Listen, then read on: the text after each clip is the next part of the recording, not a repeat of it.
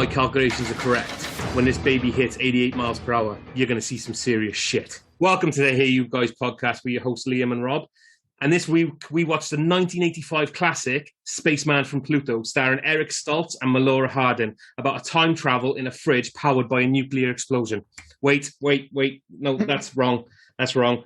This week we watched the 1985 classic Back to the Future about time travel in a DeLorean, starring Michael J. Fox and Christopher Lloyd. How you doing, man? You all right? Yeah, not too bad. I mean, it goes to show how horribly wrong this could have gone. You know, this really could have been an absolute turd. And, oh my God. I mean, the thing is, even some of the stuff we take for granted now as working, kind of like the use of a DeLorean. You can imagine back then, it must have been seen as a pretty odd choice. You know, it's like that car had come out and bombed, 3 years earlier? Yeah. You know, it'd run from 81 to 83. Had absolutely tanked, and then suddenly it's in one of the biggest the biggest movies of the year. Do you know why they did it? What's that? Why they picked the DeLorean? Did it? Why they chose the DeLorean? Right, I have no idea. I might be butchering the story a bit, but I'm pretty sure he saw on TV Robert Zemeckis or Bob Gale. I can't remember which one of them. They saw on TV about how the creator of DeLorean, John DeLorean. Is that his actual name? I believe so. Oh, I thought it was like, Steve DeLorean. Like John Doe. Yeah. And I'm there just nodding along like, yep, Steve DeLorean. I've heard all the stories. It is John DeLorean. I'm right, yeah. So I don't know the DeLorean story. In order to keep his business going, he started dabbling in drugs and I think a bit of counterfeiting and things like I don't know exactly what his crimes were. But the fact that it was on the news at the time is the reason why. Is the reason why he picked the DeLorean. Yeah, and it's just weird because I guess nowadays it's kind of like someone said, "Oh, we're going to make this movie. It's going to have a time traveling car, and we're going to use the Fisker Karma." And of course, you're going to say to me now, "What the fuck's a Fisker Karma?" It's because it was an absolutely failed car concept from like 7-8 years ago. The only good thing is that I guess because the car has already come out and tanked, is that you can have the scenes where it doesn't start. Like you think nowadays if you put a BMW in your movie, you've got to show it from a bunch of glorious angles. You can have it blow up if someone shoots a grenade launcher at it, sure. But you couldn't have it fail to start if it was a new BMW. Well, BMW would be like, no fucking way. You can't bring into question the reliability of our new BMW. It's just not on the cards. It's the DeLorean. Who gives a fuck about DeLorean in 85? It's the piss take way as well that Marty says it, isn't it? You build a time machine out of a DeLorean? Even they're taking the mick out of it in the film. And the weird thing is now, of course, retrospectively looking back, you see that car and it looks so cool. Yeah. It's it's a car of its time. But you think about the new it actually reminded me a bit of the new Tesla. You know, the one, it hasn't been released yet, but there's that big fuss. It was like a 4x4 van. And it looks like an 80s van. It looks like something out of either a 90s PS1 game or like Blade Runner. And that is the thing. The great thing about the DeLorean is it simultaneously looks like an 80s car, but also looks like it comes from the future. Yeah, and, if anything now, because of this film, how highly does this rank on the list of all-time great movie vehicles? When you think of what? This, the Batmobile, Ecto 1, are those the top three? It might be. Keep talking, because I'm just Googling it. Okay. Well, you can talk about kind of stuff like bullets and stuff like that, obviously the Mustang. But in terms of quote-unquote fictional car, I just think it might be the most famous movie car in history. Because even the Batmobile, there's not, when I think of the Batmobile, I think of the 1989 Batmobile, and just not because I'm looking at you on a screen and I can see it behind your head. That is my Batmobile, I guess, the one I grew up with. Yeah. But in terms of I think most people, if you said, dude, if you could have any movie car ever, I'd be like, dude, I want the DeLorean, 100%. So I just Googled movie cars, obviously. I just said it. It's come up with a list of 40. I'm not going to do 40, obviously. I'll do the top 10. The reason why is because I got to get a few of these Bond cars out of the way. Well, just do the top 5 then. Well, that's right. But the first one is the 1964 Aston Martin DB5 from Goldfinger.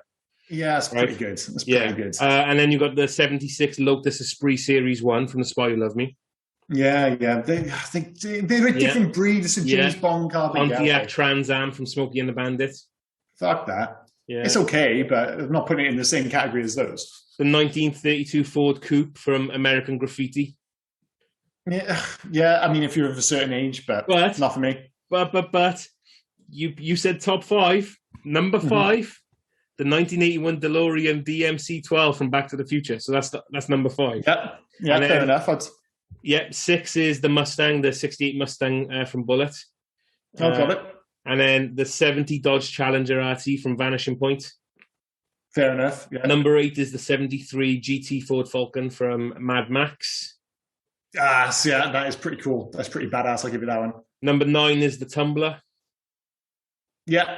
It's pretty dope. Yeah, that's it then, because I am not even mentioning any Fast and Furious films. So there is no number 10. No.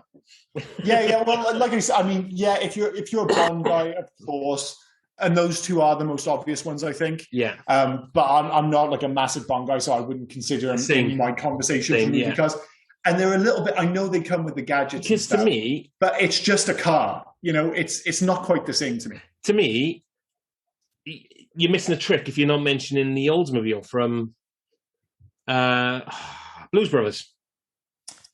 Yeah. That's to me, that's an iconic movie car. It doesn't have to be anything special. Yeah, I'm just wondering personally, if someone drove that car down the street, how many people are going to go, dude, it's the Blues Brothers car?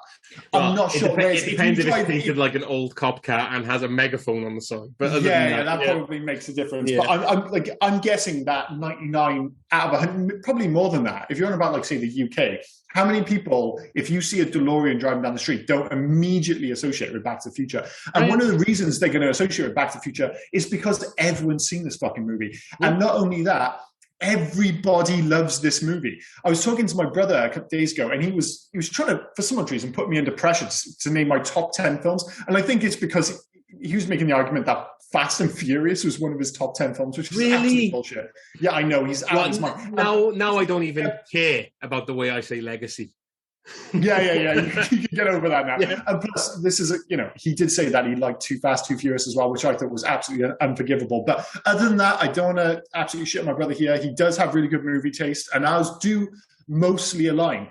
And we were talking about our top 10 films, and I was, usual spiel. I'm like, listen, it could change day to day, hour to hour, but there are a handful of films which are shoo-ins. I'm not saying necessarily that's my number one, but they would be in the top 10. Yeah. And Back to the Future is one of those films.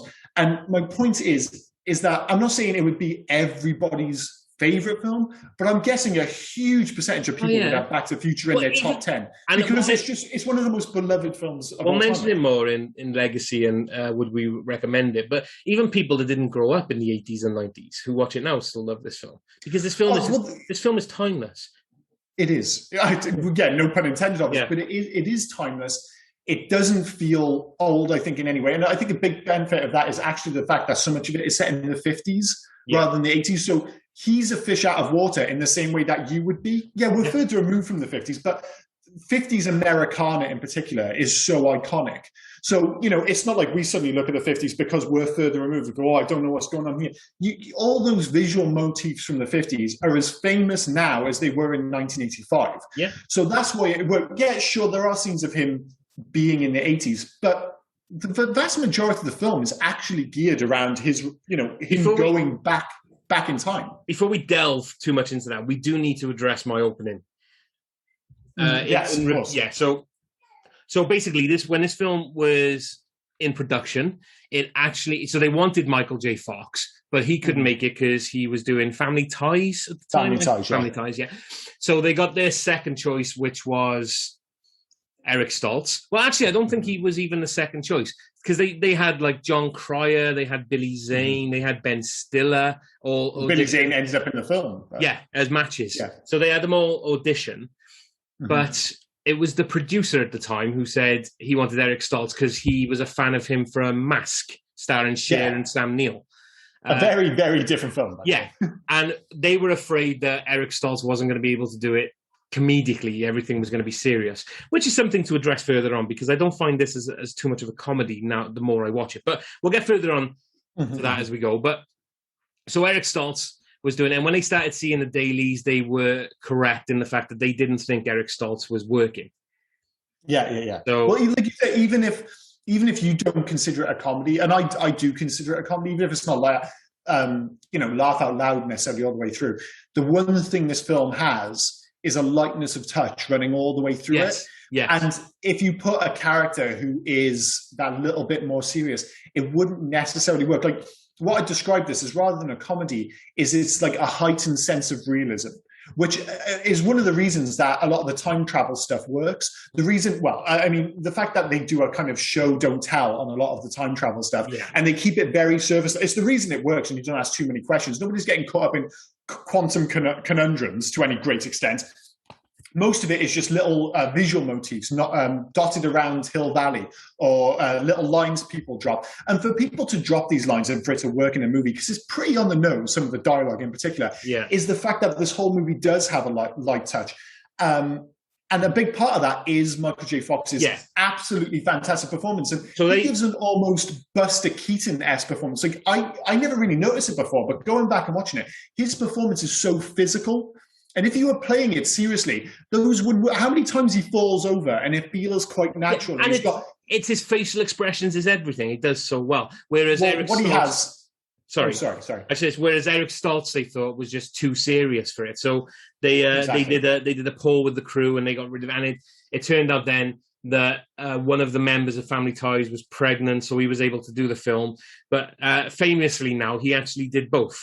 So he filmed Family Ties during the day, then slept in the car whilst driving to the production set, and they filmed a lot of it during the night for Michael J. Fox, which I thought tons of it. Yeah. If you pay attention to this film, it's nearly all shot at night. Yes. And Jennifer at the time was played by Melora Hardin, who unfortunately was let go after Eric Stoltz because she was too tall for Michael J. Fox.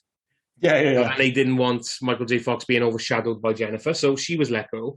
And then the other thing about my opening then was originally it was going to be in a fridge, the actual time machine. I was going to say time travel thing. The actual time machine. It is a time travel thing. I mean, a fridge is a time travel thing. And it was going to be powered by radiation from a nuclear explosion. So this film, very Indiana Jones and Kingdom of the Crystal Skulls, famously produced by Steven Spielberg, who I'm assuming liked that idea so well, he decided to rejig it for a famous scene that now has become part of folklore. If you call something new in the fridge. Yeah. Funny enough, I mean, a scene we've mentioned, I think, before on this podcast, a scene I'm much more keen on than a lot of people. I think the visual payoff for that scene is really spectacular. But funnily enough, it was another scene which reminded me of Kingdom of the Crystal Skulls, when Marty's in the 50s bar and he's gets into that initial fight with Biff and his cronies. Yeah. And he's like, look what's over there. And he punches Biff and then he pushes the guys and they all fall over. And it felt so reminiscent of that scene of Indiana Jones with Mutt in that 50s bar with like the greases and the guys. And he says, hit this guy real hard. And he punches him and they kind of, it's got that same sense of, again, not played for laughs, but heightened realism, the kind where you can push a guy, then all his friends fall over, or that Indiana Jones thing where you punch someone and they fall back into someone else. It's just the wrong side of realism, but just the right side of all-out comedy. And it's something that runs all the way through this. And again, to come back to Michael J. Fox's performance, which I think fundamentally makes this movie, you think... what's his name? Doc. Jesus Christ. Christopher Lloyd. Yeah, Christopher Lloyd. His performance in this film is tuned up to like 11. And the same with Crispin Glover is fucking acting his ass off in this film. You imagine those performances button up against the kind of serious performance that Eric Stoltz was giving. It would have felt forced. If you ever get a chance, watch the movies that made us on Netflix, because there's an episode about Back to the Future, and there's a really interesting part within that about Crispin Glover's acting in regards to nobody knew what he was doing. So they asked him to go through a door. I'm assuming it's when he goes to ask Lorraine out at the coffee shop, the cafe, and he's like, well, like I wouldn't go through a door like this, and he's asking him why would I need to go through a door and stuff like that, and he was making it like this door was a gateway to somewhere else. It was really funny. And the scene where Marty is talking to George while they're hanging clothes up, and he's got something about that scene. He's talking to George about having to hit him and something like that. I don't know if I'm going to step on your toes on this one. So that's quite right. When they were actually filming it, Crispin Glover again wouldn't stay on his mark. He's leaving, he's coming back, he's coming out of shot, he's coming in. So they actually built him, I think they called it something like the Crispin fence. So they built him a little fence around his mark that he wasn't allowed to leave. So if you notice, and after, because I watched the movies that made this before I rewatched the film, and I'm watching it, and you can see him not moving, like as he's just standing completely still in his little fenced off area. Well, I mean, he's quite well known for being an oddball, and obviously there's a whole other story about why he's not in the subsequent sequels. Yes. I mean, his characters... Money, though, wasn't it? Yeah, but I think everything else... they obviously wanted to bring him back because the character was already written into the story, and they had to use Standard, didn't they? And they always shot him from afar then. Yeah. I mean, I like Crispin Glover really is swinging for the fence in this film, but... I think, and supposedly he was very nervous when he's filming this because this was his first major film, but it plays off well into the character. I never really buy the idea that he could be Marty's dad because Marty's like the nicest, most affable, and like when I think of Marty's character, what I immediately think of is Ferris Bueller. Yes. Like that's the touch point is that kind of like he doesn't fit into a group necessarily. He's not necessarily a jock. He's not a geek, but you can imagine like Ferris Bueller, he's the one everyone likes. But regardless. I wonder that because you don't see much of his, you see it in the 50s, but not in the 80s.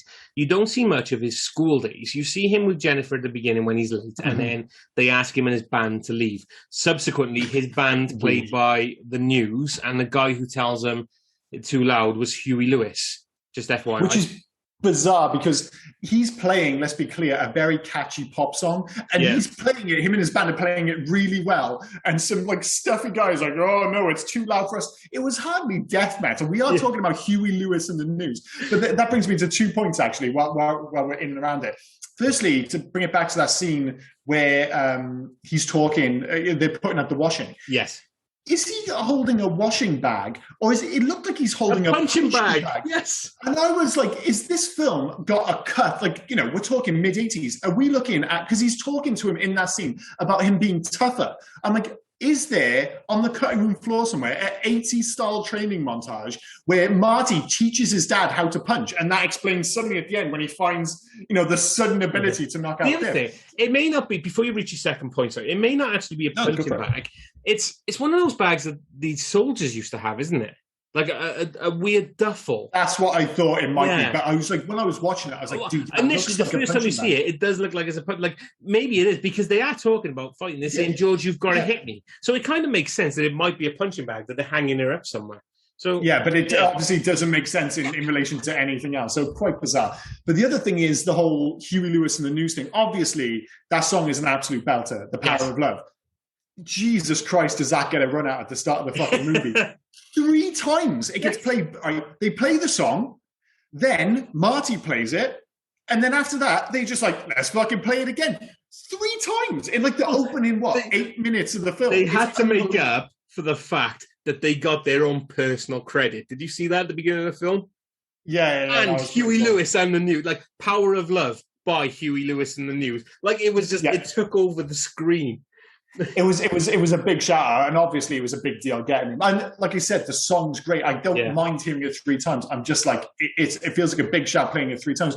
But there's another weird musical moment in it, which is, I'm jumping around a bit, but as we're talking about the music, is I had never noticed before the scene when Marty's trying to convince George to go after Lorraine, and he pretends to be an alien and he puts the earphones on. Yeah. He's playing a tape, and he puts the tape in. Van Halen. Yeah, and I was like, wait, why does it say Edward Van Halen? Like, I know Eddie Van Halen's the lead singer, but they just called Van Halen. And I looked into it, and it's not incorrect. The reason is because Van Halen wouldn't sign off on their music for that scene. But Edward Van Halen, the lead singer, said, listen, I'll put a couple of riffs together and you can play in those films. So those riffs playing on the tape recorder are played specifically by Edward Van Halen. Yeah. It doesn't make any sense for Marty, of course, but narratively, in regards to how the movie was made, it's a totally great nod. I just never noticed it before. As we're talking about music, I want to talk about a scene with the lack of, which I've never really thought of before, but it's actually really good, is the opening credits, where it's silent and then it's just opening the door and then the clocks are all ticking and, and just everything's going, and then the music I comes love that on. opening sequence. And two things caught me, actually, in that opening sequence. I got one thing that caught me that I want to mention as well, yeah. Well, one is Hill Valley is supposed to be in Northern California, and for some reason there's a Denver Broncos clock. And I'm like, what the fuck's a Denver Broncos clock? Surely it should be like a 49ers clock, but that's by the by. I'm just noticing that as a Denver Broncos fan myself. But then I guess you could say, what the hell is a Welshman living in Scotland doing supporting the Denver Broncos? I know, what the fuck. You are like a conundrum there, mate, honestly. Yeah, it is a bit of a conundrum. The other thing is the introduction of Marty himself, because you think, like, yeah, he was a relatively known commodity off the back of Family Ties, but, Teen Wolf is being made at the same time and was a small film which got elevated off the back of the success of this film. But he gets introduced like an 80s action star. He gets, like, you don't see his face. It's almost, what it reminds me of is the classic Raiders of the Lost Ark, Indiana Jones deal, where they're like, for the longest time, you don't see his face. You see the suit and stuff. And it's almost like they knew he's got an iconic look, like the jeans, the trainers, the shirt, the whole thing. And they're just like, no, this guy's going to be iconic. It's like they foreshadowed it.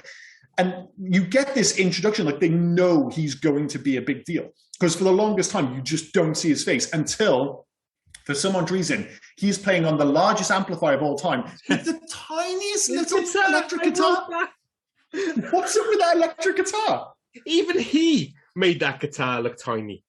Yeah, and he's like 4'2". Yeah, it's bonkers. So, but like you said, it's a great. Like, don't get me wrong, that the set's still great. Like you said, the fact that you come in, it's all you can hear are the clocks ticking. I mean, it's a very on the nose visual motif, but it works. And then it all ends with, oh, look how rock and roll Marty is. The one thing I couldn't shake about the opening from that was there were so many tins of dog food in the bin, like the dog food had piled up in the dog bowl. Pretty gross. Yeah, there was loads of tins in there, but there was only one lid on that fucking magnet. Yeah. That really wound me up. Like, was somebody removing the magnet? I was waiting to see if there was a thing that knocks the magnet off, but like the lid off, but it doesn't. And I know it's a small thing, but that was really, really, like, I couldn't get past it. But this is what happens. Like you said, like, I've watched this film a million times. You don't notice it. But then suddenly, if you're watching it for a fucking podcast, you're looking for these weird little details. And then suddenly you're getting driven up the goddamn wall by the top of a can of dog food. You mean like the fact that I never noticed as well that Doc Brown seems to live in a Burger King car park? Well, there's two weird things I never noticed. There's the Burger King car park thing. And it's, again, that whole thing about show, don't tell. He talks very briefly. He says he spent his family fortune building the time machine, the DeLorean and the time machine. Mm. And then you don't hear anything else about it. But when they go back to 1955, I've never noticed before, Doc Brown's house is ginormous. Yeah. He lives in an absolute mansion. Also, it's one of those things, like, it just never clicked in my head. I was like, because he was rich as fuck. If it's a small place and it's meant to be Doc Brown's home, like, that hasn't changed, why did Marty need to know where it was? Yeah, well, there's a few things at that start which don't, and again, because it all moves at such a pace, it just kind of washes over you. We're asking these questions after seeing it a million times. Yeah. But it's like, you take the relationship between Doc and Marty, which we'll obviously have a bit more to say about. But we're led to believe, obviously, that they're really good friends, yeah? Yeah. But after they do the test in the Hill Valley car park, all of a sudden, Marty's just finding out about this, yeah? If the Libyans don't show up and fuck shit up, basically, Doc's saying, listen, I'm going to go to 2015 and just see the future. And the implication is that he's going to go and live in 2015. Yeah. I guess the idea, the underlying idea could be that he could go to 2015, he could spend 5 years there, but then he could come back to that exact moment. And as far as Marty's concerned, if he doesn't, he's leaving the van for Marty to clean up. He's leaving the rest of the plutonium. The Libyans. Yeah. Well, that is the thing, right? If Doc had left, say, 2 minutes earlier, the Libyans would have shown up. Marty's there with his goddamn pants down. He's not even, and he's like, "Oh my god, I got to deal with these Libyans." But then I guess there's that whole question with and I don't think it does count because it was answered by the writer. Who's the writer? Bob Gale, is it? Bob Gale. Yeah. Is that in that scene where obviously Doc Brown is telling him, "I'm going to go to the future and stuff," and the Libyans show up. Does he already know about Marty? Or is that the first time it's happened? Because obviously, when he comes back at the end, that's a time travel question that's going to pickle your brain if you get into it. Yeah, because you have to have the assumption that he's had the exact same conversation with Marty, knowing what's going to happen, but wearing a bulletproof vest, knowing that Marty's going to go off into the future, and that Marty from the past is going to come and see him, and he's going to be, "Oh, it's fine, I got the letter." It's the same it's the same as did he decide to make the DeLorean because he knows it works, because Marty brought it back and showed him how it works? Yeah, well, I actually think it was the first time around. Because, and again, we can go into the whole time travel thing. Can it be the first time? Will it ever be the first time? It's true, and that is again a great thing about this film is that because it doesn't sit on any one of these questions for more than 2 seconds. Yeah, it just keeps moving along. You don't find yourself until the 27th watch, 35 years later, asking these ridiculous questions. But supposedly, Bob Gale, when someone said, because of course in 2021 the big question is, wait, why is this kid hanging around with an old ass man? It's a bit strange. And he actually said that in the original script there's something referred to the fact that Marty, when he's really young, breaks into his lab and Doc catches him and he's like, "What are you doing?" And Marty just says, "Oh, I think all your stuff's really cool." And because he likes the fact that Marty thinks his stuff's cool, gives him a part-time job. Yeah. And because they're both kind of outsiders, obviously Marty with his family and Doc because he's a fucking lunatic, then they just throw up a friendship. And for me, that's enough. Everybody wants to turn this into something dark about, an old man hanging around with a kid, but their relationship is so fucking charming. We will get to dark when we get to the 50s and the treatment of women and things like that. But before we get there, you're on about raising questions. The biggest question I have to ask, how you can connect a video recorder from 1985 to a 1955 TV.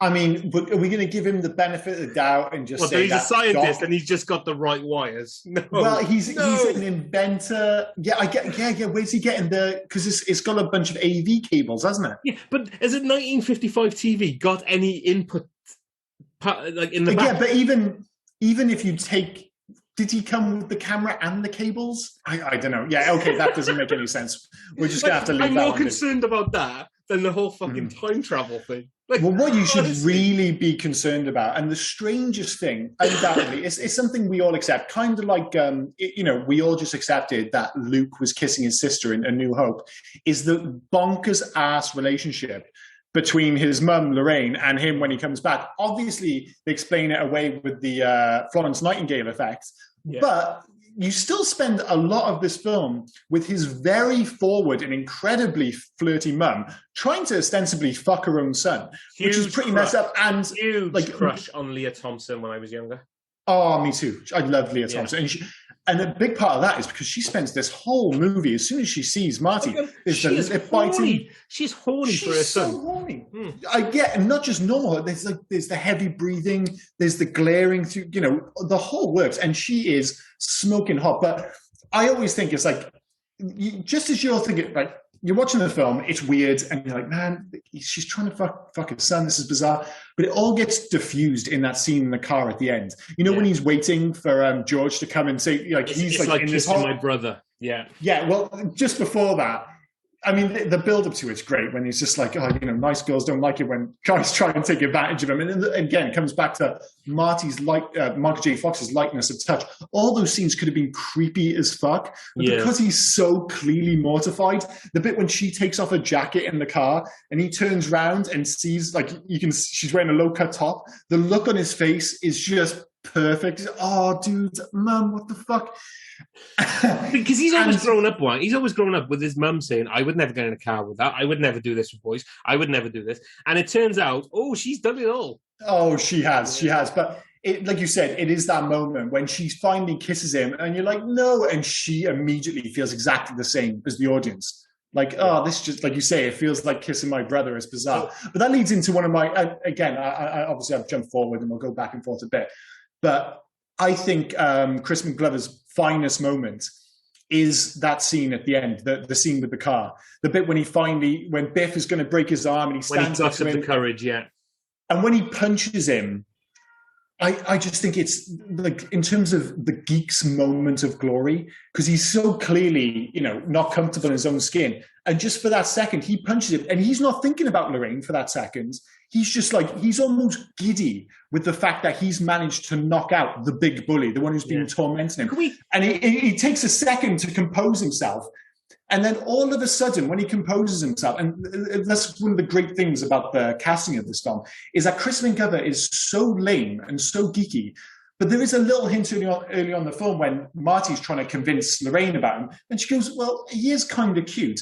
And when you see him in that scene, when he finally, after he's knocked out Biff, and he finds his composure, and he puts out his hand, he suddenly looks like a movie star. Yeah. And suddenly you buy into her being interested in him. And again, he double downs on it in the enchanted dance under the sea, when that really slimy ginger kid like butts in and he pushes her over and he grabs her. And I'm like, dude, he looks like a 50s movie star. It's a great performance. His laughing, Courtney Gaines, that is, by the way, the ginger kid. He's an actor. Oh, okay, yeah. His laughing, where he's as he's trying to manhandle Lorraine, his ha ha ha ha laugh is yeah. But the acting from Thomas F. Wilson as he takes that punch, I mean, he is great as Biff in this entire film. He's fantastic. But like when he crashes into the manure truck and everything like that. But the look on his face as he realizes that Crispin Glover's closing his fist and is about to do something, he goes oh yeah, I'm in control, to something might happen here. And then like, what the fuck's happening? As he spins around in his knocked out face, he's such a good actor. Yeah, it's almost like he's like, as he's passing out from being punched, he's realizing it's like, what the fuck just happened? And bang, hits the floor. But yeah, he has become the quintessential bully. When, you think about like the DeLorean being the movie car, I think Biff has become the bully. And you think how great, I mean, his arc is perfect. I mean, I don't want to go too far into the other films, but you think about him being the perfect high school bully, then all of a sudden becoming this Trump-like character, a bully on the global scale, which has only been, kind of doubled down on by, what Trump was like. He is a bully on the world stage. But then to perfectly become, I mean, the fact that his name is Biff Tannen, it's a perfect Western name. Did they know he was going to become a cowboy at the end? I don't know how far they thought about these films. Mad Dog Tannen is such a great name for a cowboy. And I'd actually say, I mean, he even says himself that his favorite of the three films is Back to the Future 3. And you can see, because he's got the most to work with in 3. And he is he's great in all 3 films, but in 3 in particular, I think he steals the show. But he's fantastic in this film. He's really good. As we've already talked about it, and we've alluded to the treatment of women, that scene in the car where you've got a 17-year-old who, let's be fair, Thomas F. Wilson, Biff Tannen in this is built like a brick shithouse. Like, he's a big old boy. The way they filmed him, or what, I don't know. He's. I think they do shoot him from below, and they obviously do that scene. Like, and it's not. It's not fair. It's not fair if he stood up against Michael J. Fox. It's like you standing next to your wife's cousin. Yeah. She's like 4'11". But like you say, they even play up on that. Like the scene in the cafe when he tells Biff to like bugger off or whatever. And suddenly it's like the camera's behind Biff and he stands up, and suddenly the way they shoot it makes him look like he's 8 foot tall. But, you got this massive guy then, and that scene in the car, it's a bit of fun.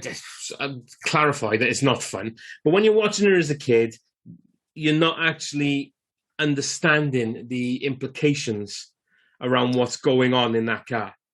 Yeah, and the thing is, I don't think, I don't want to use that word, but I don't think he's going to rape her or anything. I don't think he's going to be that dark, but he is feeling her up against her will. So if it's not that hard, it is definitely harassment. It's sexual harassment. I mean, in 2021, you might go to jail for that. Like, let's be clear. And it's the fact that there's that level of sexual harassment quickly followed by some pretty hardcore racism 2 minutes later. Yeah, that leaves an awful taste in your mouth, doesn't it? It just goes from one to the other. It's like, did that happen? But yeah, that is the thing, though. It would have. You're talking about small town America in the 50s. I'm pretty sure, racism was, Jesus Christ, you could argue that it's still right now, but it would have been a lot more on the surface. And him calling the band spooks, I don't think it comes in as a massive shock. Followed by I don't want to have any trouble with any reefer heads. As they leave. Well, they do. At least they play off the idea that they're the bad guys. Biff and his cronies are the worst. And the thing is, it is quite unpleasant because he's feeling her up in the car, and it is played in a slightly lighthearted way. But the three guys are going to watch it happen. It is a bit unpleasant, and I think I'm not sure if that's a comment on the 50s so much as. It's all the more empowering then when George actually rescues Lorraine. Exactly. The payoff, the payoff is worth what you want. Because nothing's happened. He's rescued her. He's saved her. He is as you've already said, he becomes the quintessential movie hero at that point. He really does. Like you said, I think of it as there's it's going to be a weird one to pick, but I'm actually a big fan of Superman Returns. And there's a great scene which convinced me, I'm a big fan. I thought Brandon Roth was great in Superman Returns. And he's basically playing Christopher Reeve, Superman. Yeah. And there's a scene when he's playing his usual geeky Clark Kent persona, and he drops his glasses. And it's just like this split second when he just suddenly, without the glass on, he just stands up straighter. And in just that moment, he just looks like, even though he's wearing the getup, like the Clark Kent getup, he suddenly looks like Superman. And that is, obviously he's not becoming Superman, but he punches him and he doesn't immediately, like I said, become a movie star. He looks like giddy with geekish joy at first. He actually looks quite awkward. But then once he calms himself down and you can see that confidence come into him, you can see why she would fall in love with him, all of a sudden. It's funny you mentioned Superman.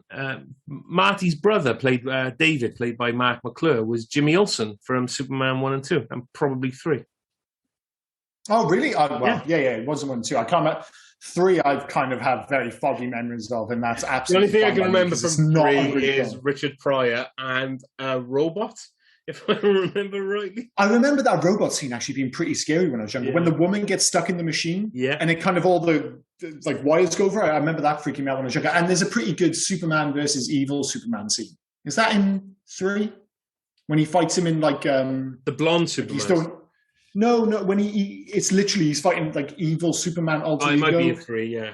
And he throws the tires over. I remember 1 and 2, and then 2 and 4. 3's bad. 4 is just the worst, man. Lorraine's brother, I always confused him with Melvin from Tremors. So Lorraine's brother, who was wearing a Davy Crockett hat, is played That's not him? No, it's played by Jason Hervey, who was EJ in Monster Squad and the older brother in Wonder Years. And I always thought he was Melvin from Tremors. But Melvin from Tremors was played by a guy called Robert Jane.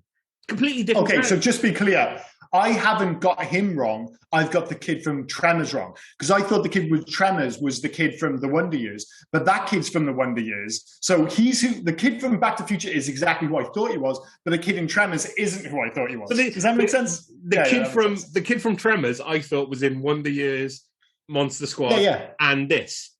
But he's not. The kid from Tremors is just the kid from Tremors. Exactly. But that's what I thought. Yeah. I'm exactly the same as you. I just assumed they were all the same person. Yeah. So, but just be clear, the person from Back to the Future, who we thought he is, but he's just not in Tremors. He's not in Tremors. Fair enough. Okay, we got there eventually.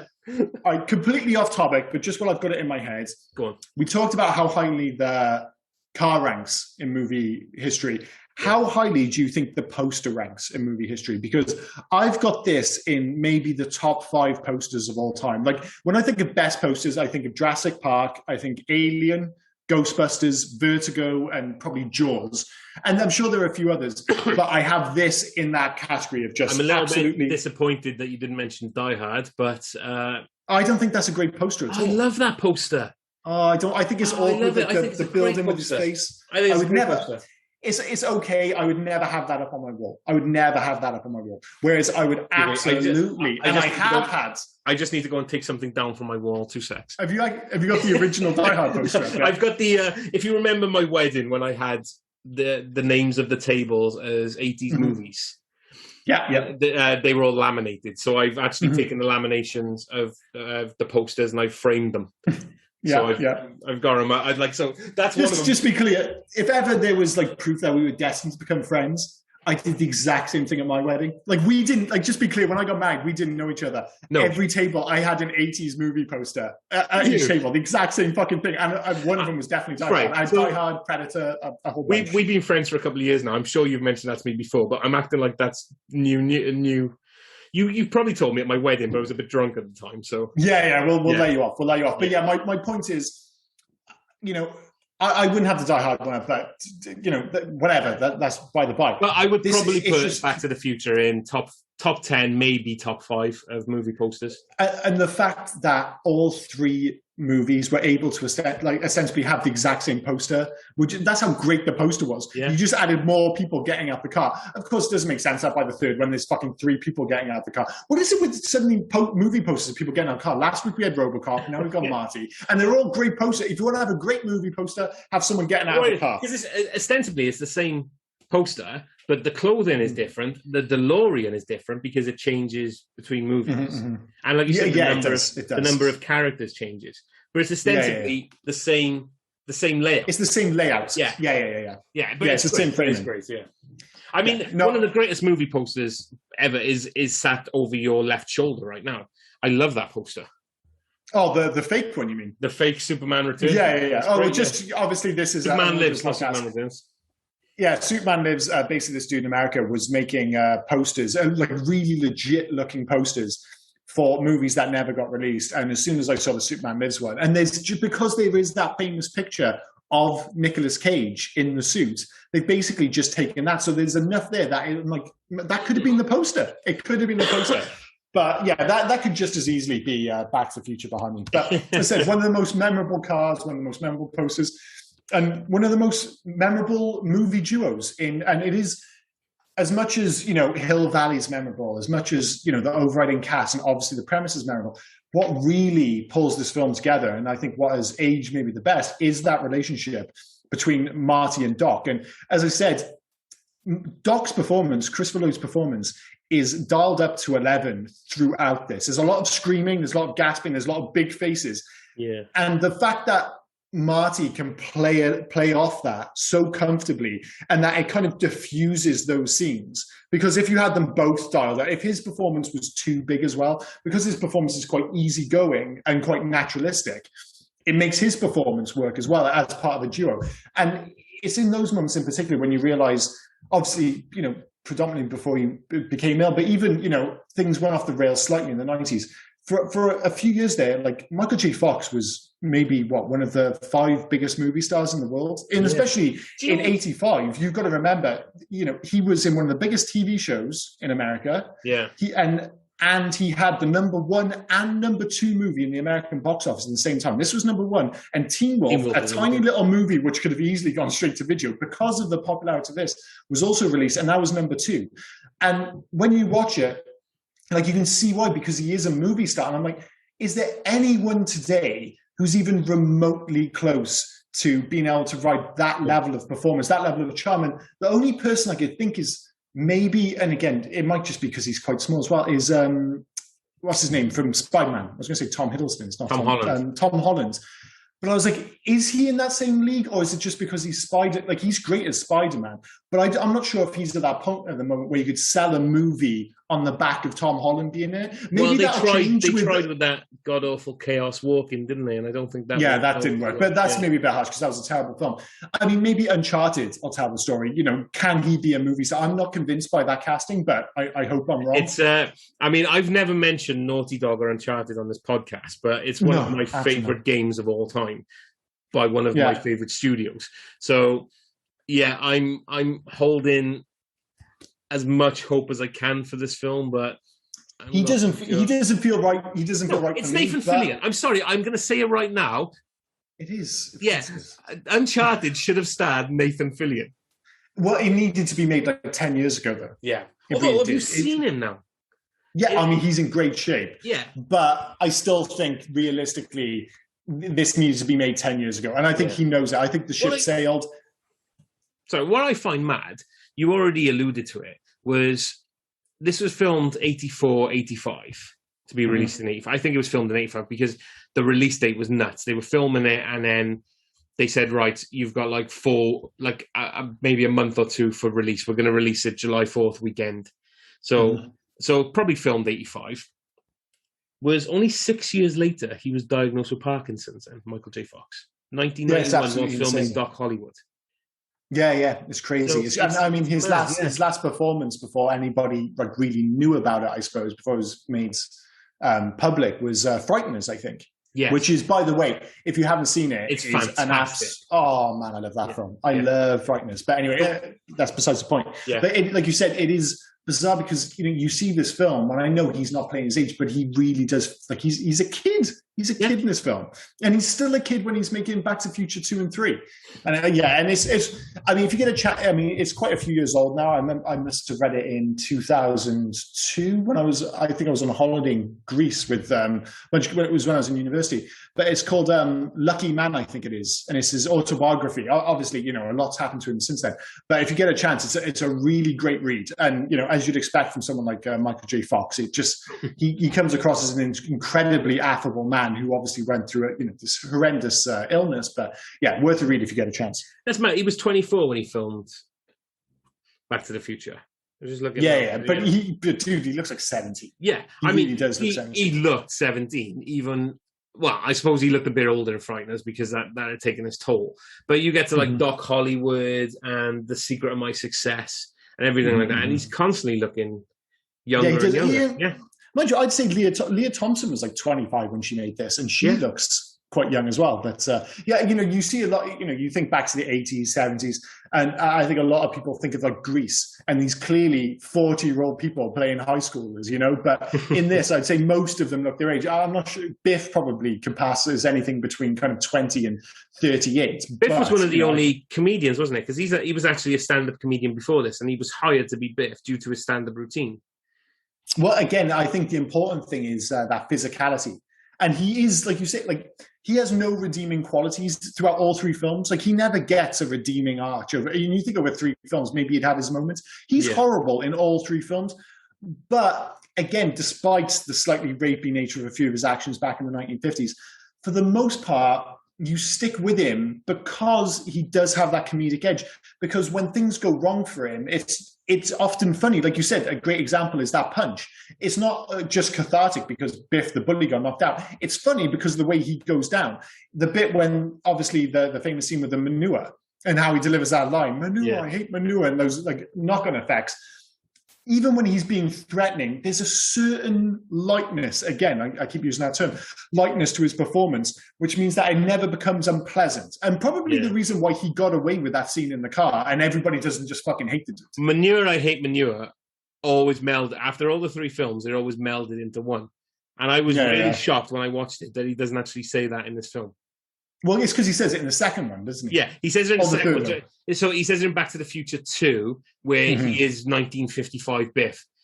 A couple of hours later, or a couple of days later, when he picks his car back up, and he does it again after the tunnel. Yeah, the tunnel scenes when he says it, because it's happening. I always assumed he said it every time. Like, I don't know. I'm sorry, it's not that I assumed. It's just in my mind. Every time he gets covered in shit, he says, "Manure, I hate manure." But he actually exactly. It kind of shocked me when I. Yeah, no, I totally agree. And even though I was saying it then, it's like I know in my head that he doesn't say it in that scene, and he doesn't say it in this film.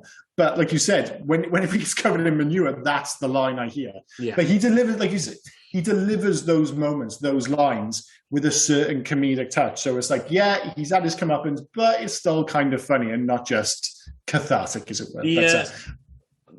Going back to the DeLorean, the best thing about the DeLorean, the best thing is the fact that it can reach 65 miles per hour whilst the handbrake is on. Oh, that does happen. That does happen. And one of the I was things watching it going, that's not right. That's not right. Dude, I don't care how much power's under the bonnet, that's not going to work. Although I think famously, considering the price, it didn't actually have all that much power. But I'm sure under normal circumstances, it could quite comfortably reach 88. Although even in that scene with the Libyans, let's be clear, very on-the-nose 80s terrorist Libyans. They're all wearing brown, the hats, the full works. Where the fuck did they get that rocket launcher? The fact that as soon as they come around the corner, like all Libyans drive VWs. Like, it's like, oh, the Libyans. I don't know how they found me, but they found me. I was like, dude, all you can see is the VW. How do you know it's the goddamn Libyans? And how are they just knocking around? Just like, the Libyans are talking before they all see Doc Brown. It's like, bring the rocket launcher. The rocket, he's a doctor. I think a gun will be enough. No, trust me. Bring the rocket launcher. Yeah, if he starts making a move, we're going to have to shoot a rocket launcher at him. In regards to that car park, you know the famous trivia about the mall, don't you? What's that? Well, the name Twin Pines. Do you know that? Oh, yeah. It changes from single pine. It's Twin Pines Mall. And then when Marty goes back in time, and after he's escaping Peabody from the farm, he runs over one of the pines. So when he goes back to the mall at the end of the film, it's actually called Lone Pine Mall, I think. Lone Pine, yeah. And that is one of those things, again, we talked about it earlier, about how time travel is explained in this film. It's always through visual motifs. As I said, the important thing is showing, not telling. There are a few moments of exposition invariably, but you think about it, even those are followed so quickly by an action scene, like the Libyans, like the two scenes where there really is like what anyone might refer to as an exposition dump. The scene in the car park, but it's made fun by the fact that there's a DeLorean going in at a time and there's flames and shit. But just as you think it might get a bit too dry, the Libyans show up and there's a chase scene. And even later on, where he's got to explain the plan for when they're back in 1955, he makes a little set. There's a car. The car drives off the edge. Even the car catches fire. It's like, and those are the only two moments in the film when you get what could have been a dry delivery on the importance of time travel and what the plan is. But for the most part, it's, as I said, those little visual motifs around Hill Valley, or how much of the story is told by just a photograph and his family disappearing. It's basically just a visual identifier constantly telling you this is how fucked the timeline is. They don't have to keep explaining. Nobody's going around constantly reminding you verbally. It's just he picks up a picture and goes, fuck, my sister's arm's missing. That can't be good. And it actually leads to the only bit of dodgy effects in the film, because most of it holds up really well. But the bit where he holds his hand up, it looks kind of shit. In the movies that made us, they said that is terrible. Everyone hates that. And it's the fact that they only gave them, I think, like a day to do it. That's harsh. Yeah. It doesn't look like his hand is bad. Yeah. You mentioned those two scenes, and I've actually got something to bring up about both of them. So the one in the car park and then the one where he builds the model. The first part in the car park, when they were showing this to a test audience, the audience was silent, not having fun. And it turns out it's because they thought he killed the dog. Yeah. That'd do it in most films. Yeah. So when Einstein comes back, they all start cheering. And from that moment on, they're into this film. Like, they knew they had a hit on their hands when people were happy that they didn't actually murder a dog.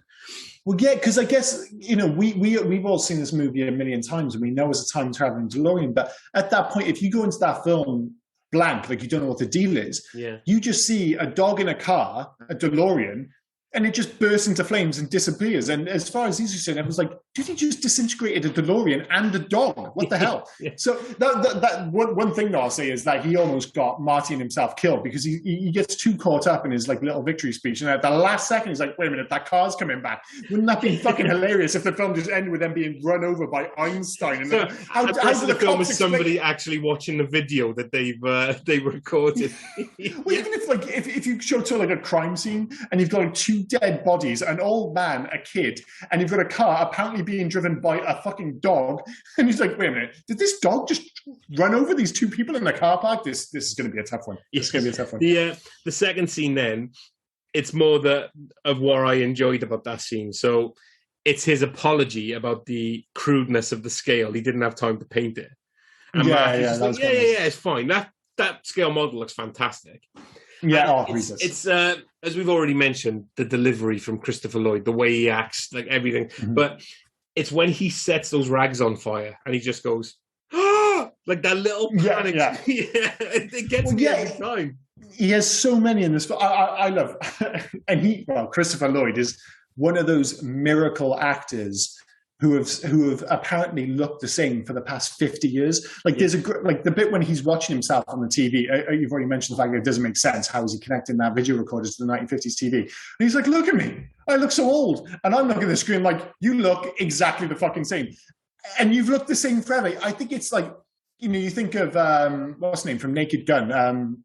Leslie Nielsen. Yes. So people like, there are certain people who suddenly look like they're 80 when they're 50, but then they stay 50 for the next 40 years or until they pass away, essentially. Yeah. I mean, and he's a great example. I just thought of all the people to stand and say, look how old I look. And even with the makeup, I'm like, dude, you look the same because you've always looked old. And I've never noticed, and I agree with you on that. It's only, again, watching it with the critical eye, because I wanted to mention how great the makeup is. Like, making Biff, Leah, and Crispin Glover look older is great work. But then, with Doc Brown, then just adding more wrinkles to his forehead, it's like, dude, you already look 95, so I'm just going to put a couple more wrinkles on your head.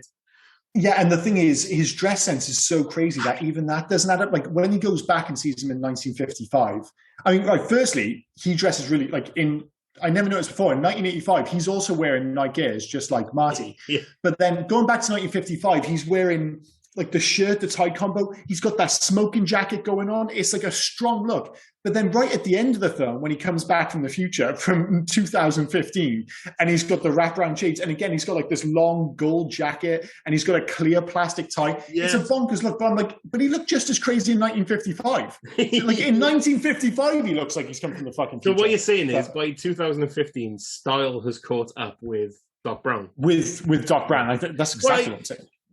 When Marty wakes up in the future, like, he's fixed everything, he's gone to bed. Mm-hmm. They've said that it was Friday night, Saturday morning when all this happened. So he's woken up on Saturday morning. His alarm has gone off to wake him up. Again, playing a Huey Lewis and the News song. Yeah. To wake him up. What sick person sets their alarm on a Saturday morning for 10:28? 10:28. It's a weird time, isn't it? Yeah. You've got to be a psycho. Just, I mean, one, that's late, whatever. But 10:28. The OCD in me makes me want to jump out of a goddamn window when I see that. Like, when it went off, I went, that can't be right. But the only way the music is going to go is the fact that he set his alarm. So he set his alarm for 10:28.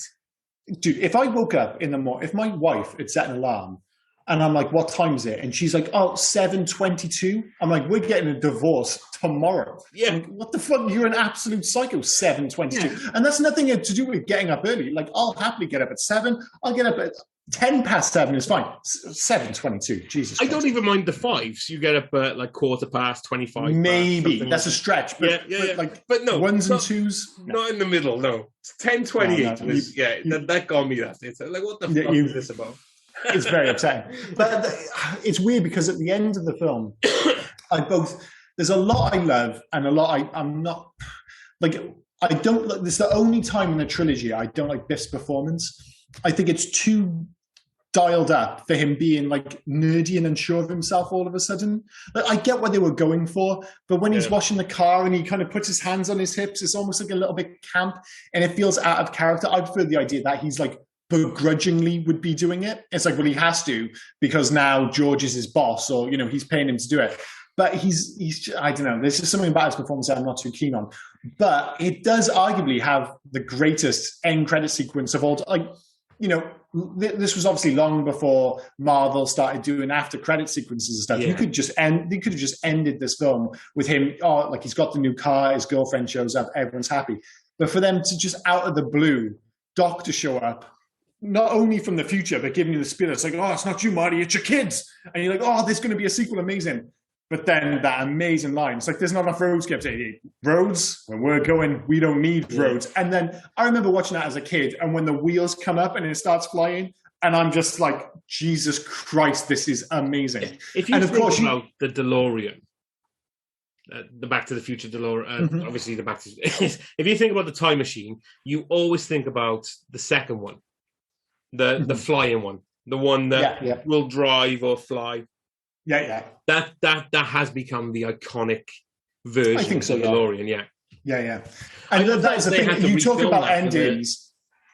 Sorry, go on. No, you go. So we interrupted you. No, well, just like that, in terms of like having a kind of cliffhanger, like setting up the sequel, like both of them are so like perfectly on the nose. Like you think you've got everything wrapped up, and then of course you have this sudden realization that you're actually going to go to the future for the first time.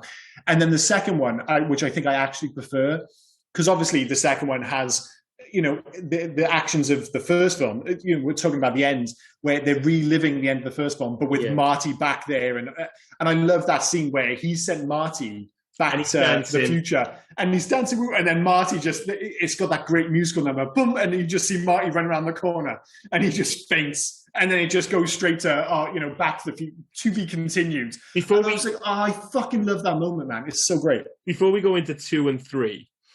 Because you've already mentioned... We'll get there in Legacy, Yeah, but I love the end scene. Not the end scene. The end of 1955. So we're waiting for the lightning to strike the clock tower. Did you notice when Marty's trying to get the car to start? Yeah. Doc Brown is struggling with the wire. You've got the wind going. You've got everything happening. Like the storm is building up. But the second... the lightning hits the clock tower, no wind, no storm, no effect. The lightning hit the clock tower, and weather was like, yeah, I'm done now. I'm done. Well, there's a few bits there, because, I mean, let's be clear, the Doc gets hit by lightning, brushes that off immediately. There's also a great scene that when the cop shows up and he's like, oh, don't have a look at, don't touch that, that's like important weather device crap, whatever. And when I was younger, I always just assumed he was showing him his actual weather-owning permit, but he's paying off the cop. I just never noticed that when I was younger. He's totally paying off the cop, which I thought was great. But yeah, like you say, it's a great ending in and of itself. But then having that teaser for the coming films is absolutely perfect, and that's why the Back to the Future trilogy perhaps works better as a trilogy than any other trilogy. You think of like the most popular trilogies, like the big, Lord of the Rings. Maybe Lord of the Rings works because obviously it was written as a trilogy, but this film feels so cohesive. The 3 parts, they're all unique because of the time travel aspects, but they just feel part of a lot. You could happily sit there and watch all 3 back to back, with the only issue, of course, being Claudia Wells suddenly turning into Elizabeth Shue, which should be an issue, but it's one of the few ways that Back to the Future 2 is actually better than Back to the Future 1, because Elizabeth Shue, So I just wanted to mention as well, the bum, the guy, when Marty comes back, the guy sleeping on the bench, played by played by an actor called George Buck Flowers, right? Who made a living, because he's passed away now, of being the homeless person, drug person, drunk person. Like, he is in, like, John Carpenter's had him in loads of films, but he's in Live, he's been in this. And they asked him once, they said, why do you keep playing this kind of character? He says, it's probably the way I look. I look like a homeless drunk bum. So he just carried on. Make the most of your skills. Make the most of your skills. But mate, he was going from the 70s up until the last film before he died was 2004, Curse of the Komodo, and he was the cashier. But before that, he was wino, homeless man, window washer, drunk. Make the most of your skills. Play to your strengths. If your strength is looking like a homeless guy, absolutely go with it. Yeah, but yeah, sorry, just before we go on to our usual categories, one thing I've got to ask is, does the title actually make sense, Back to the Future? It kind of does, but if you're taking this as primarily Marty's story, I know rather like Back to the Future sounds like what the movie should be called if this was Doc's story, because Doc is trying to send Marty back to the future. But Marty's trying to go back to the future. Yeah, but really it's like, he goes back to the, he's trying to go back to the present. That's what it should be called if you're going for it. But if he's in the past, he needs to go forward. So he needs to go to the future. Yeah, but it's not his future. Do you know what you're sounding like right now? You're sounding like the producer who wanted Eric Stoltz. Because again, going back to that movie that made us, he couldn't get the name. And that's why in my opening, he actually wanted, and he suggested the name Spaceman from Pluto. And I'm not suggesting that in fairness, but he kept sending memos, and they were like things like Eric Stoltz, or we should do it this way, we should do it that way. And because we already said their names, Robert Zemeckis and who was the Bob Gale, they didn't know how to respond to him. So when they said we should call it Spaceman from Pluto, Steven Spielberg said, no, I'll handle this, and sent a memo back to the producer going, we got your joke. We thought it was very funny. We all had a good laugh. So after that, they never had any more memos off this guy. You can imagine him just like, oh, yeah, of course. Yeah. The joke, of course. Like, it completely diffuses it. It's can you imagine Spaceman from Pluto starring Eric Stoltz with a time machine built out of a refrigerator powered by a nuclear explosion? I know I keep going back to that, but this film could be it is a very different film. So different. The time traveling fridge is a strange one, but it's not a million miles away from the time traveling phone box from Bill and Ted. No. In terms of something which might be comparable, I still don't quite know how a time traveling fridge would work. And I don't mean from a quantum mechanics time traveling perspective. I just mean in terms of visually on screen. Like, have you only got to open it, or have you got to get in it, or like? I assume you kind of like. It wouldn't have that visual power factor. I assume it'd be more from their perspective, where they get into the fridge and then they open it, and of course you have the scene behind them, and then when they reopen it, it's a different scene. But of course, you're never going to have the same impact of the flaming tires, the DeLorean crashing through Old Man Peabody's, farm and stuff. It's a completely different. Even for 1985, that scene after he goes back to the future. I emphasize that then because we were talking about the title. Of course. Where the hook is hanging on the end of the line, and the residue of the electricity and the fire is it's fantastic. It looks great, and obviously it looks great. Flaming tire marks as well. And the fact of the matter, I think maybe they had those doubts about the title to the point where, and I do love this in movies, they actually get Doc to shout out, "We're going to send you back to the future," and it's like, I love it when movies force their titles into their own movies. And they were like, I was talking about like the best and worst examples not so long ago. And I was saying the best example I still think is Nicolas Cage delivering the face-off line. I'm going to take his face off. And I think the worst example, it's a lesser seen film, I'll tell you this much, but is Fled, starring Lawrence Fishburne. Come on, convict, we got a Fled. Come on, convict. Yeah. It makes no sense. It makes no fucking sense. Oh, sorry. Come on, convict. Time to Fled, or something like that. I think he does say we've got a Fled. With I want to say Stephen Dorff. It's not Stephen Dorff. It's Stephen Baldwin. Baldwin, yeah. It's not a classic. That face-off line is actually used a lot in this house. Oh, it's a great one. After nights out or whatever, if when we're about to get ready to settle down for the night, my wife would say, "I'm going to take my face off, so remove the makeup." And I always emphasize it with take my face off and doing a hand movement. And you've got to do the hand movement before it works. Only Nicolas Cage. Oh my God! I can't believe you just mentioned Fled. I know. How many people do you think have mentioned Fled in the world this week? How many people listening to this podcast are thinking, what the fuck are these two on about? What the fuck is Fled? You should look it up. I mean, no, don't look it up because it's not a great movie. It's a completely middle-of-the-road, early 2000s action movie, I'm thinking. Yeah, and probably 90s, which is... late 90s, early 2000s. On Netflix, as it goes. I was going to check my phone then to see when it is, and it turns out one of the cats is now sitting on my phone, and you can't move a sleeping cat, so we'll never find out when Fled is made. We will, because I don't have a cat, so I will Google. Oh, okay, fair enough. One last thing before we move on. just questions about Marty's plan at the end. So Marty's about to go back. Oh, yeah, it feels like a 96 film. Yeah. Oh, yeah, probably what, a year? It's not far off Face Off, the era of forcing names into films. Yeah. What would Face Off be? 97, 98? I think Con Air was 97, so was Face Off 96 as well then? It might have been. Oh, no, Face Off 97. Oh, boom. Well, it's in and around the same time.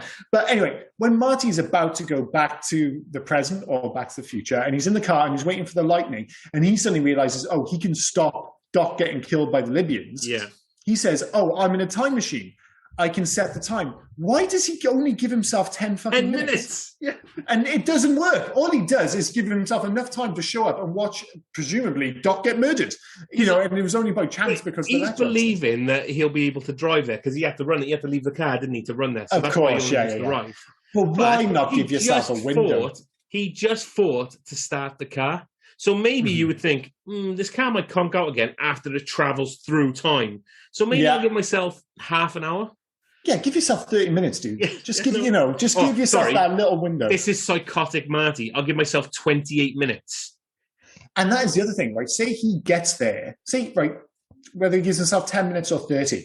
If he gets there, presumably to stop Doc getting killed by the Libyans. Well, he's got to show up while other Marty, his earlier self, is still there.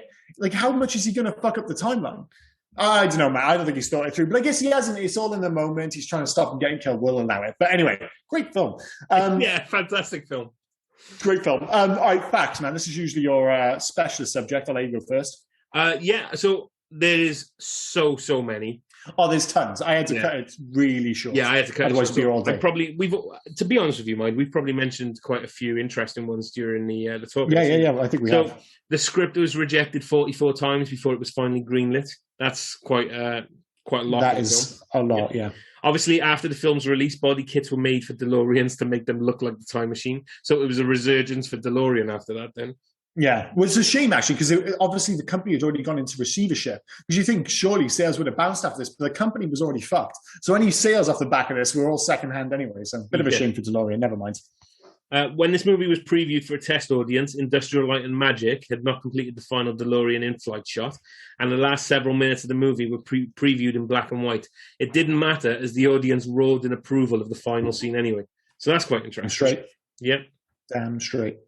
So according to Bob Gale, on October the 26th, 1985, a group of people showed up at the mall used to film the Twin Pines Mall location to see if Marty would arrive in the DeLorean. He, of course, did not. Yeah, no, that's fair enough. Here it is. Universal Pictures head Sid Sheinberg did not like the title Back to the Future, insisting that nobody would see a movie with future in the title. In a memo to Robert Zemeckis, he said that the title should be changed to Spaceman from Pluto, tying in with the Marty as alien jokes in the film, and also suggested further changes like replacing the I'm Darth Vader from Planet Vulcan line with I am a spaceman from Pluto.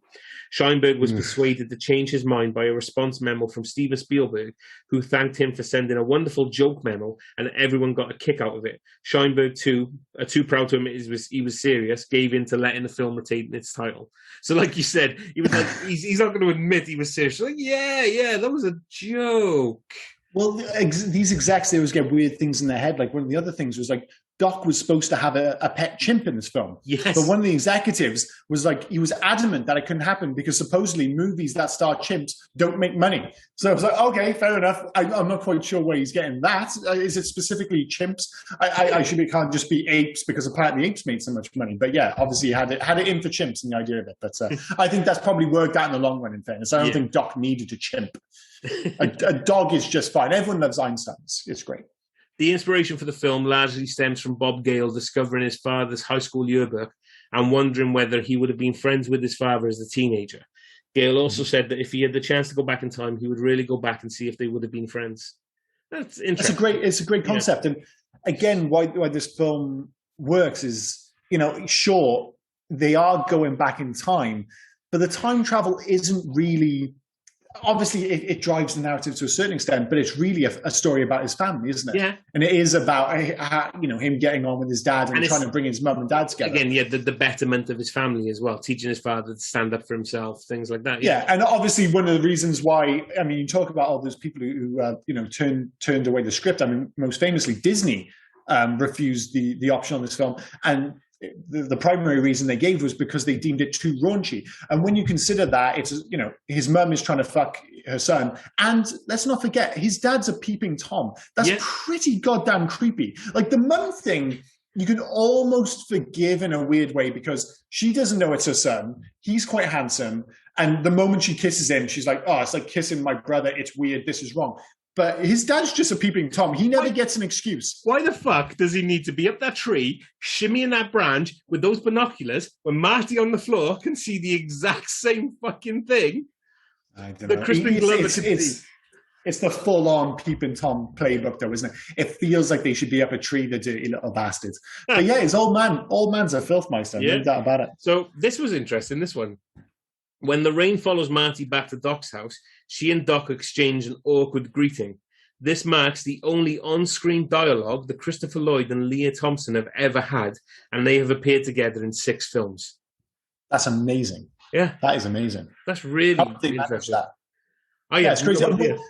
Like, you get these stories, like supposedly Christopher Lloyd, when they said Eric Stoltz was going to be, because, Eric Stoltz, let's be clear, you talk about like sliding door moments or what if moments. This isn't a what if moment. Briefly, this was a what is. He was Marty McFly for they shot a lot 6 weeks. Scenes. 6 weeks they shot.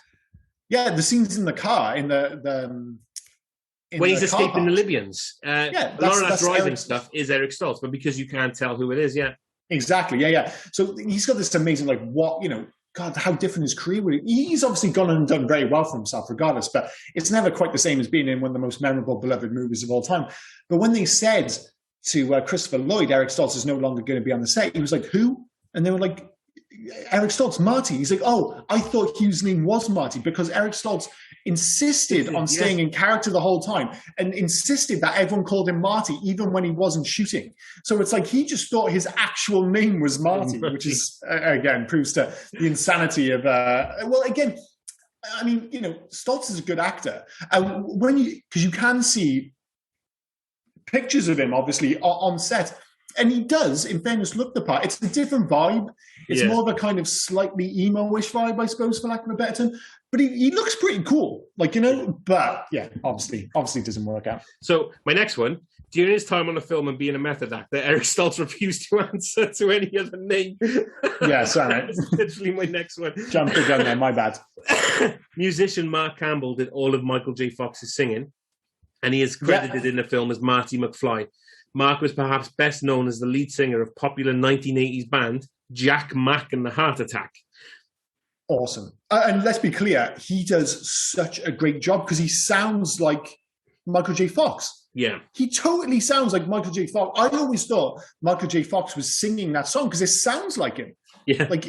And supposedly the reason they credit him as Marty McFly is because they didn't want people to know that it wasn't Michael J. Fox who was singing. And you can see why, because you would just assume it was him. And in fact, he obviously practiced quite a bit on the guitar. I know he wasn't playing the tune, but he's convincing. You have the opening sequence when he starts playing the guitar, he's playing the new song for the band and everything. Yeah. And you think it's going to be one of those ones where they just show his hands and then they cut away to his face. But they actually the camera moves up to his face. So you're like, oh, he's actually playing the guitar. Now, I don't think he was, but he's convincing. And then when when he's singing Johnny Be Good, you're like, I just thought it was him because if you listen to it, it sounds so much like Michael J. Fox. And they also implied in this film that basically Chuck Berry stole that song. Yeah, which I thought was great. Chuck, it's your cousin Marvin Berry. That nostalgia you've been looking for? Listen to this. It's your cousin Marvin. He's going to go Marvin. My cousin, how many cousin Marvins do I need that I got to say my last name? Well, that is, again, I think, I referenced it earlier. There are a few moments in this film where the dialogue is so on the nose to get those, to have those moments of explanation for time travel or those little nods where you go, oh, yeah, of course. And because of that lightness of touch throughout the film, it gets away with it. That scene, like you said, where it's like, it's your cousin, that could feel so horrible in another film. But in this, it just, like everything else in this film, it just works, man. Yeah. Just works.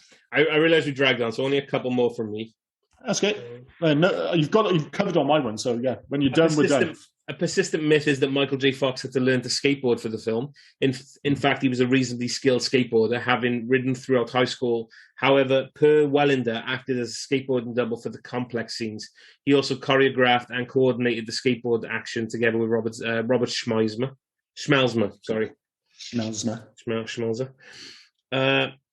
According to Bob Gale, Johnny Depp auditioned for the role of Marty McFly. I looked through the notes and I said, geez, I don't even remember that we read Johnny Depp. So whenever he did, it wasn't all that memorable. No, and again, you feel like he would invariably be more on the Stoltz end of the spectrum in terms of performance, for sure. Yeah. What's the other one I've got? Eric Stoltz insisted. Oh, the movie holds a record of staying at number one at the box office for 3 solid months. That used to happen back in the day, but then that was because they used to be kind of like, I mean, we talk about global releases now. They wouldn't even have like country releases, especially in the United States.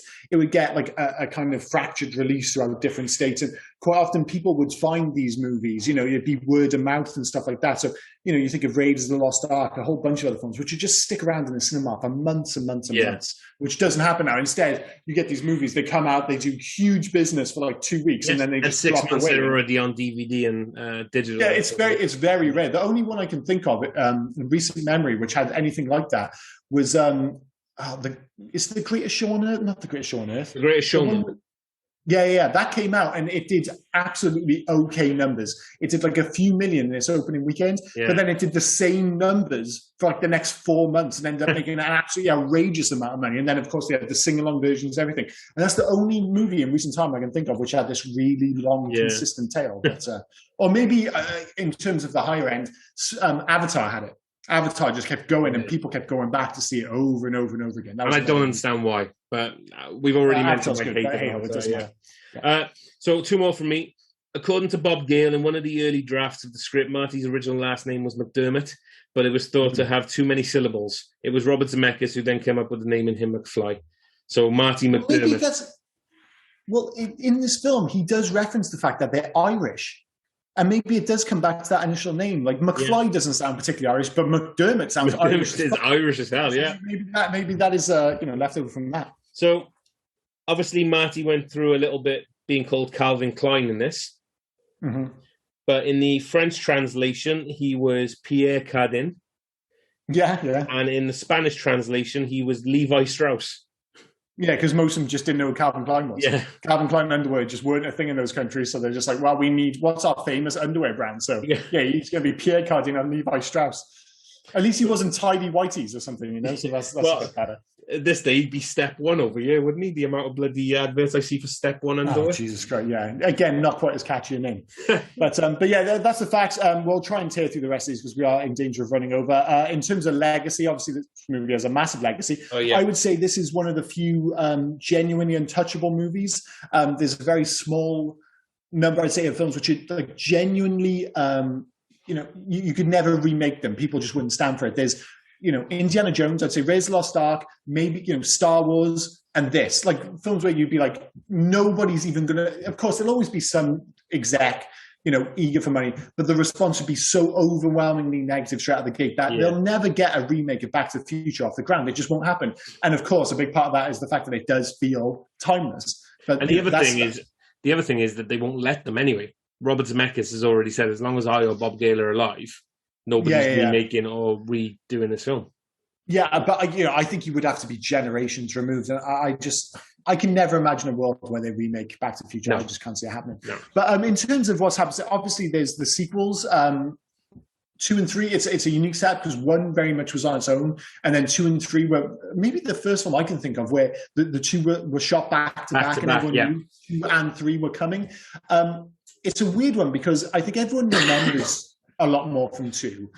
I think a lot of people when they're younger prefer 2, but as I've got older, I found myself I start picking apart 2 more and more, especially the middle section. Like the start when they finally go to the future is fun. The end when they go back to the first film is quite fun because you're essentially just rerunning the first film.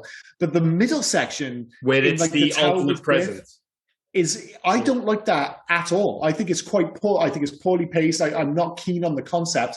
Whereas 3, which is obviously it doesn't jump around so much. It's much more of just we're going to make a Western. But the more I watch it as I get older, I'm just like, it's quite a good Western. And again, a big part of that is Biff. Biff is great in it. And yeah, I actually think now, I think I prefer 3. Not to what, like, let's be clear. 1 is the best. I don't care what anyone says, right? But out of the sequels, I think I actually prefer 3. Well, it goes back to it as well with dark undertones. I mean, number 2, definitely, like, the dark undertone of Biff actually murdered George McFly. Yeah. And then the second one, then you've got the fact, again, Biff or Mad Dog Tannen is murdering a lot of people on railway heists and things like that. But at the beginning of the film, dark though. But the beginning of the film, they actually hang Marty. What do you mean? They hang him. Oh, yeah. No, they do. They string him up, they wrap him around the clock tower, and they hang him.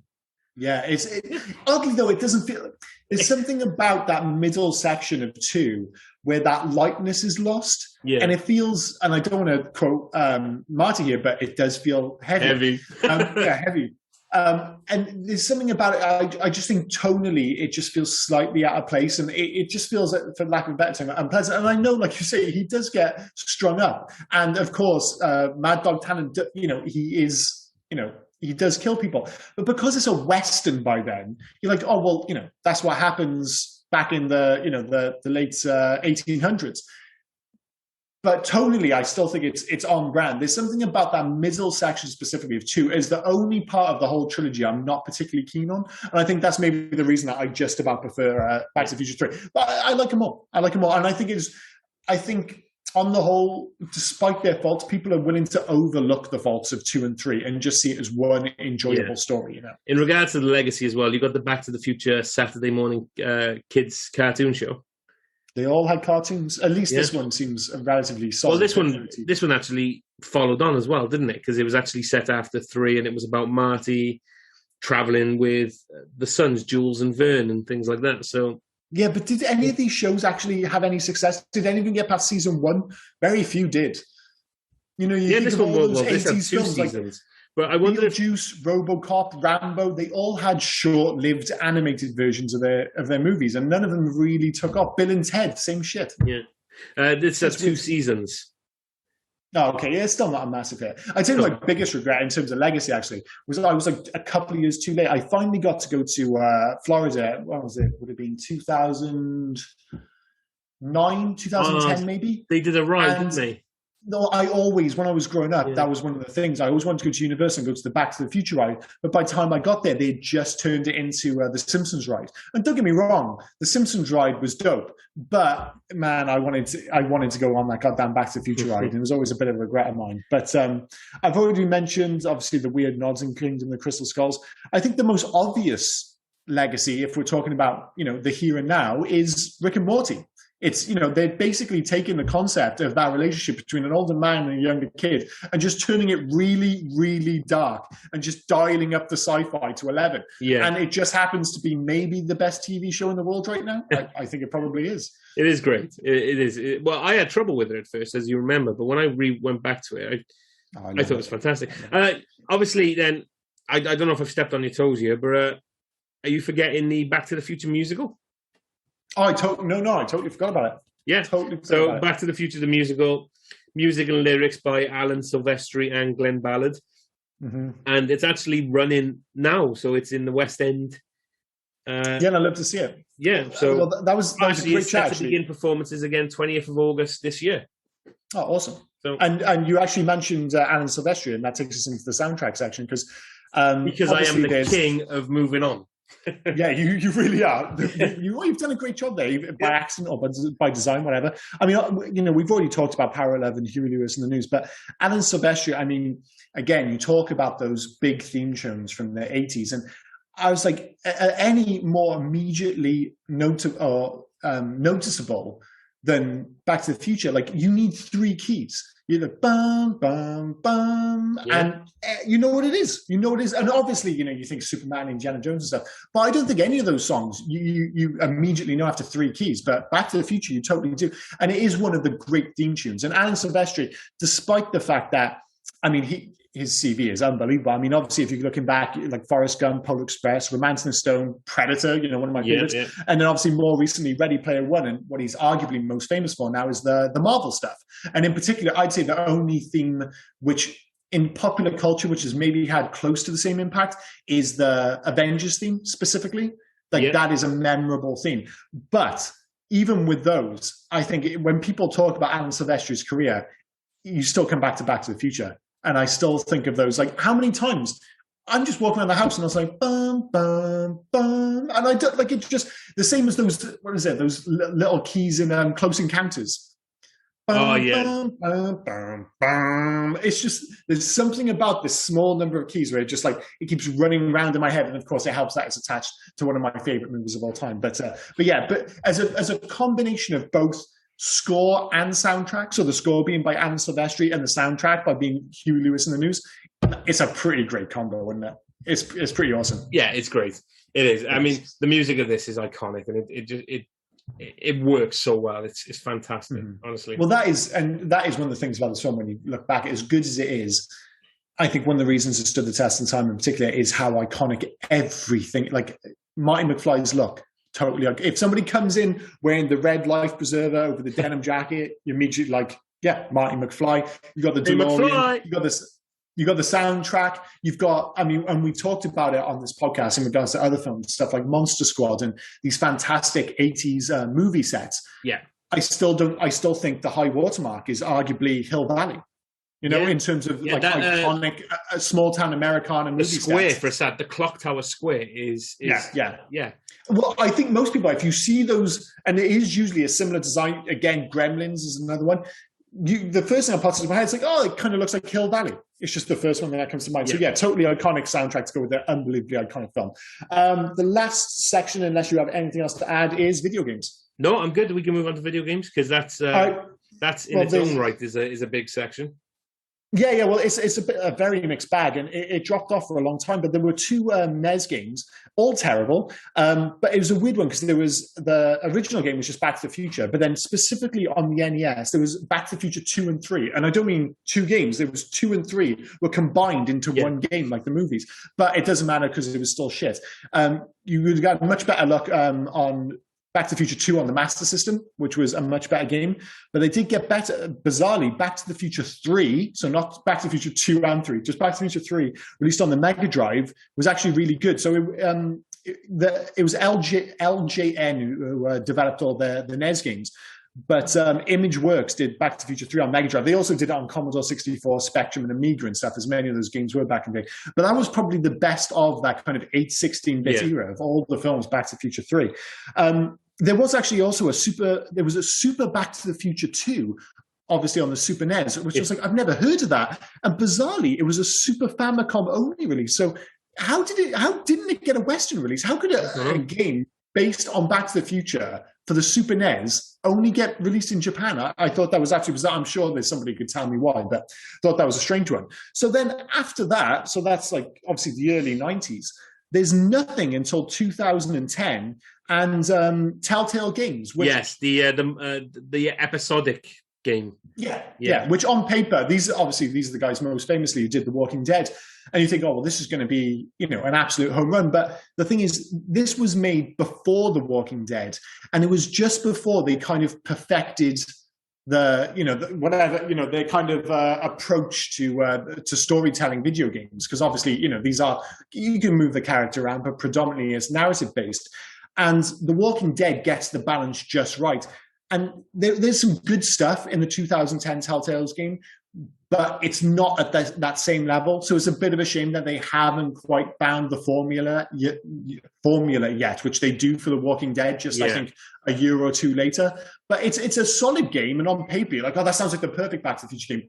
But it isn't quite. And then the only other one, isn't it, as well? Isn't there a sequel? It's its own story, which is a good idea, but it's just not it doesn't quite come together. And the only other game is and it's not even a Back to the Future game, but there's a Back to the Future section in Lego Dimensions from 2015, yes, which was a big thing for a few years, but it's kind of disappeared. But I mean, that's basically it. So I mean, you know, if the usual question, if you were going to have somebody make a Back to the Future game now, who would it be? I don't know. It's my honest answer. I was thinking about it. Yeah. It's just there's a lot in there because obviously you have the time travel, you have the adventure. I mean, if you're following on from just Back to the Future 1, you've got the time travel part, you've got the escaping the Libyans, so that's a driving part. Then if you're traveling through time, they're probably going to add some sort of mini game where you got to travel through time to get to maybe 1955, and then it's like you're out of the car then at that point, and then it's more than traversing 1955. So I don't know, it's a bunch of little mini games into it, so I'm not too sure how it would work. Well, it's a weird one because again, on paper, you might, if it hadn't already been made, you'd be like, oh, how about a Telltale's game in you know, kind of in the spirit of The Walking Dead, which was done but didn't quite hit the nail on the head. So the only thing I could think was if Quantic Dreams directed it. So Quantic Dreams are the guys who made Heavy Rain, Beyond Two Souls, and Detroit Beyond Human. And again, they are kind of a narrative-based games, but with a bit more control. But they have, you know, because it is a narrative-based, you can have those kind of simplified control schemes for otherwise kind of quick time movements scenes. Would fit well for this kind of story. Exactly. But the big difference as well is that they have the budget because it was getting published by Sony. And you think, what's the guy's name? David Cage, the director of those games, you know, he clearly wants to be making movies anyway. So you can imagine if he was given a big budget and the Back to the Future franchise, you think, God, he would make something interesting. And of course, you know, you can have different opinions on the success of the Quantic Dreams games. Of, you know, I think everyone kind of loved Heavy Rain, but then kind of different opinions on Beyond Two Souls and Detroit's Become Human. Yeah. But there's an ambition there, there's a scale there, and again, there's that budget, which I think you might need if you went this route with Back to the Future. So that's who I would go with. Look, Quantic Dream is great. You've missed out one of my favorite games by them. It's Fahrenheit. Oh, sorry, yeah. That was the first game I played as well. Fahrenheit was the game that got me into Quantic Dream. And I couldn't wait for Heavy Rain. And then Beyond Two Souls kind of let me down. Detroit is all right. Like, I don't mind Detroit. I remember very specifically with Fahrenheit, the opening sequence in the restaurant, and you end up in the toilet, and you've got to make those decisions. And I'd never played a game like it before. Exactly. Like the split screen. As you're doing that in the toilet, you've got the guy doing his weird incantation, which is making you do this stuff. And it's Fahrenheit is a great game. So I actually agree with you. I mean, I couldn't think, but because I completely forgot about Quantic Dream, I will admit.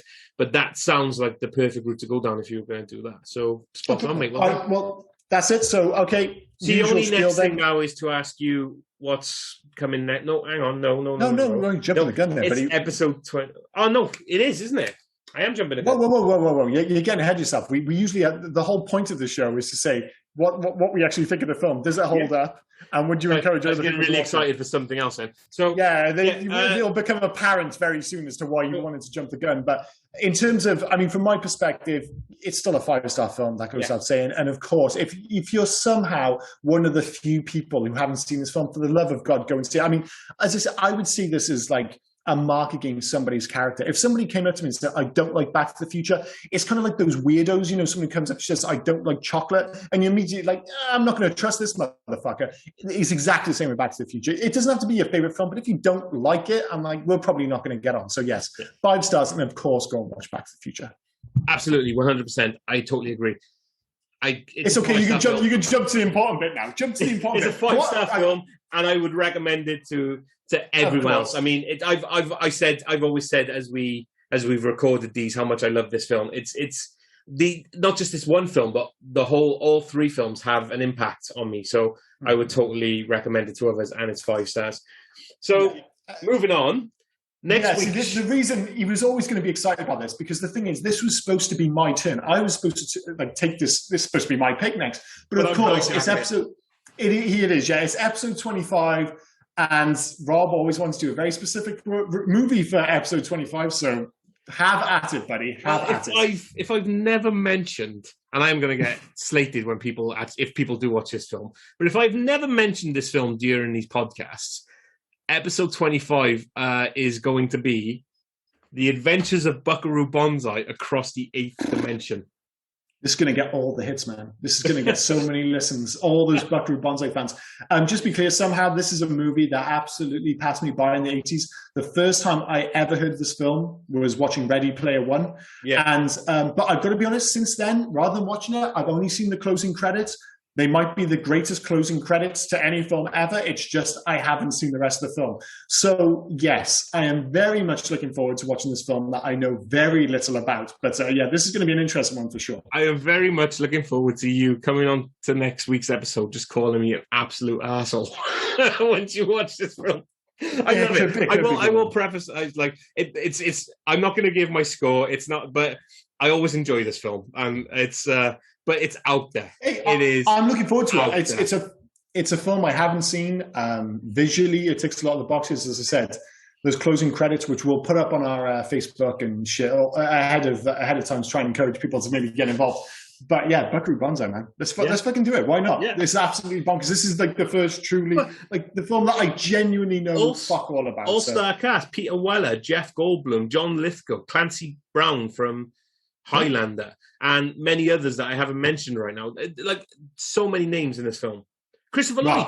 Christopher Lloyd. Yeah, Christopher Lloyd's in it. Of course. Yeah. Yeah. Well, I remember the whole line. Oh God, there's credits. I hope people can hear the smile.